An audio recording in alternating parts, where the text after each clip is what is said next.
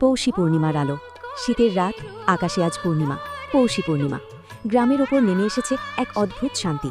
খেজুর গুড়ের মিষ্টি গন্ধে ভরে আছে বাতাস। দূরে কারোর উঠোনে পিঠে ভাজার শব্দ ভেসে আসছে। রাধারানী আজ খুব ভোরে উঠেছে। সাদা শাড়ি পরে মাথায় গামছা জড়িয়ে সে চলেছে নদীর ঘাটে। মা বলেছিলেন, পৌষী পূর্ণিমার স্নান খুব পুণ্যের মা, মন থেকে চাইলে ভগবান শোনেন। নদীর জলে চাঁদের আলো পড়ে রূপলি রেখা এঁকেছে। রাধারানী চোখ বন্ধ করে জলে ডুব দিল। ঠান্ডা জল শরীর ছুঁয়ে গেলেও তার মনে এক রাস উষ্ণতা। আজ সে একটাই প্রার্থনা করবে। বছর 3 আগে এই পৌষী পূর্ণিমার রাতেই তার বাবা আর ফেরেনি। দূরের শহরে কাজ করতে গিয়ে অসুস্থ হয়ে পড়েছিল। তারপর আর কোনো খবর নেই। মা আজও প্রতিদিন প্রদীপ জ্বালিয়ে অপেক্ষা করেন। স্নান সেরে রাধারানী মাটির প্রদীপ জ্বালালো। চাঁদের দিকে তাকিয়ে ফিসফিস করে বলল, হে চাঁদদেব, আজ যদি কোনো আশীর্বাদ দাও, আমাদের বাবাকে ফিরিয়ে দাও। হঠাৎ দূরে নৌকার শব্দ। ঘাটের দিকে ধীরে ধীরে ভিড়ছে একটি নৌকা। গ্রামের লোকজন কৌতূহলী হয়ে তাকিয়ে আছে।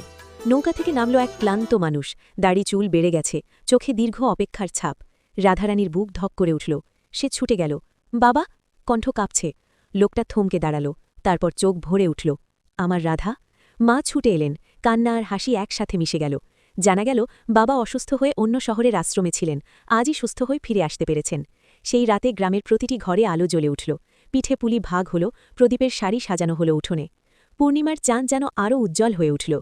পৌষী পূর্ণিমা শুধু পূর্ণিমা নয়, এই দিন বিশ্বাস শেখায়, অপেক্ষার ফল মেলে, আর আলো ঠিকই অন্ধকার ভেদ করে আসে।